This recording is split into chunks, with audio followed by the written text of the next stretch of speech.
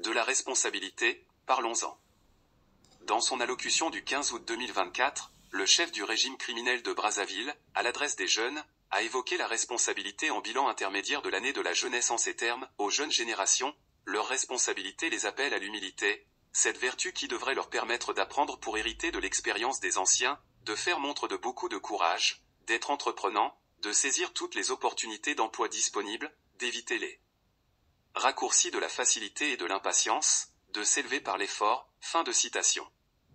Cette litanie dissimule une dichotomie cognitive que nous nous employons de décoder pour la compréhension de ce message subliminal, avant d'énumérer les réelles responsabilités et de qui elles dépendent. Dans l'ordre, décryptons ce message où le mot responsabilité apparaît en lettres capitales. 1. Leur responsabilité les appelle à l'humilité. Cette assertion signifie que les jeunes sont responsables individuellement de leur situation du moment. L'humilité dont il parle sous-entend la fin du bling-bling de ce régime qui tire le diable par la queue à l'image de sa cérémonie festive enfarinée par l'exposition de boulangerie dans un défilé militaire. C'est l'hôpital qui se moque de la charité. Sassou Nguesso appelle à l'humilité, lui qui affiche une opulence insolente à l'égard du peuple plongé dans la misère et gouverné par la terreur, dont les bébés noirs lui permettent d'apparaître comme le recours au problème dans la pure tradition du pompier pyromane. 2. Cette vertu devrait leur permettre d'apprendre pour hériter de l'expérience des anciens. La responsabilité est un terme juridique qui renvoie d'une part, à l'obligation de réparer le dommage que l'on a causé par sa faute, dans certains cas déterminés par la loi. D'autre part, elle renvoie à la charge qui incombe à une personne civile ou morale qui relève de son pouvoir, de son contrôle ou de sa gestion. En aucun cas, la responsabilité n'est une vertu, car la vertu est un état d'esprit relatif au comportement ou à la morale. La dualité de cette expression met en exergue le préjudice matériel ou moral qui découlerait du défaut d'assumer une responsabilité. En l'occurrence, l'autorité du pouvoir de Brazzaville se décharge de son obligation de donner aux jeunes les moyens de se projeter dans la vie. Tout d'abord, apprendre nécessite de disposer des outils matériels et ou pédagogiques. Chacun sait que les conditions d'éducation sont misérables dans le pays.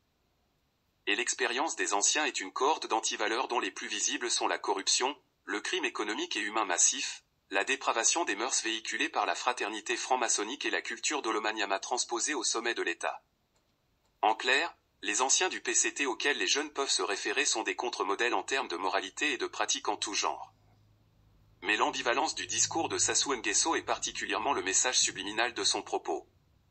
L'héritage dont il parle et le lègue à sa propre famille, élargi aux rejetons de ces dignitaires du régime. Pareil cynisme est sans précédent et sans égal dans notre pays. Il laisse désemparer une jeunesse qui croyait à la promesse qu'enfin il pouvait espérer. Mais entre l'espoir et la réalité, il y a l'ingratitude patriotique de ce régime. 3. Faire montre de beaucoup de courage, d'être entreprenant, de saisir toutes les opportunités d'emploi disponibles, d'éviter les raccourcis de la facilité et de l'impatience, de s'élever par l'effort. Autant de coups de massue violents qu'un cerveau juvénile ne peut encaisser. Le traumatisme qui en découle, sans cellules psychologiques pour le soigner, reflète l'inconscience d'un homme incompétent jusqu'à l'os, insouciant du désastre qu'il crée volontairement. De qui se moque-t-on? Sassou Nguesso est incapable de fournir la moindre statistique sur d'éventuels emplois qui seraient des opportunités à saisir.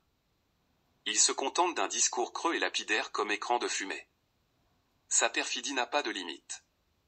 Les raccourcis de la facilité à éviter, auxquels il exhorte la jeunesse, témoignent du tarissement progressif de la source qui alimente la mendicité, résultat de la fragilisation et la vassalisation de la société. Il n'y a aucune rationalité dans son propos. Le préfinancement comme facilité budgétaire, voilà un raccourci à éviter. L'impatience à éviter est une dose homéopathique de léthargie qu'il cherche à inoculer à la jeunesse. En réponse à ce charlatanisme d'un autre âge, nous demandons à la jeunesse de s'insurger par des actions de mobilisation continue jusqu'à la chute de ce régime anti-républicain. C'est ce courage salutaire qu'il faut afficher, non celui de la résignation, distillé dans son discours lunaire. N'est-ce pas culotté de demander de la patience après plus de 40 ans de règne? Le bon sens voudrait que ce soit Sassou Nguesso qui ait l'impatience de partir. Enfin, s'élever par l'effort est une injure faite à l'endroit d'une jeunesse abattue par des vaines promesses et livrée à elle-même. Sans structure d'accompagnement, sans accès au crédit, dépourvu de financement ni de bourse d'études, des cursus d'études tronqués à l'étranger à cause des bourses et des frais de scolarité impayés, de quel effort parle monsieur Sassou? Lui qui incite les jeunes aux loisirs coûteux et sans intérêt, Le point culminant de son divertissement au boulevard Alfred Raoul, a-t-il indiqué aux jeunes comment s'y prendre et les atouts à leur disposition? Non, monsieur Sassou. L'élévation sociale est un cheminement à partir des infrastructures sociales de base. Dans un de ses interviews, il a avoué qu'il avait décidé de détruire tout le système éducatif qui avait atteint une performance de 100%. C'était les années 80. Revenu au pouvoir par coup d'État sanglant, conscient du désastre social de sa décision antérieure, il a institué le diversement abrutissant pour se défiler de sa responsabilité. L'irresponsabilité poussée à l'extrême l'amène à prononcer de telles inepties. Nul doute que les Congolais apprécieraient l'effort du fils qui selon certaines sources nourrit des projets de parricide. Tel père, tel fils. Le milieu familial est sans conteste l'espace indiqué pour apprendre les agissements des anciens. Nous invitons son fils à s'armer de courage. En définitive, Monsieur Sassou est une calamité de l'espace bantou qui vit dans un monde virtuel où ses fantasmes sont pris pour des réalités.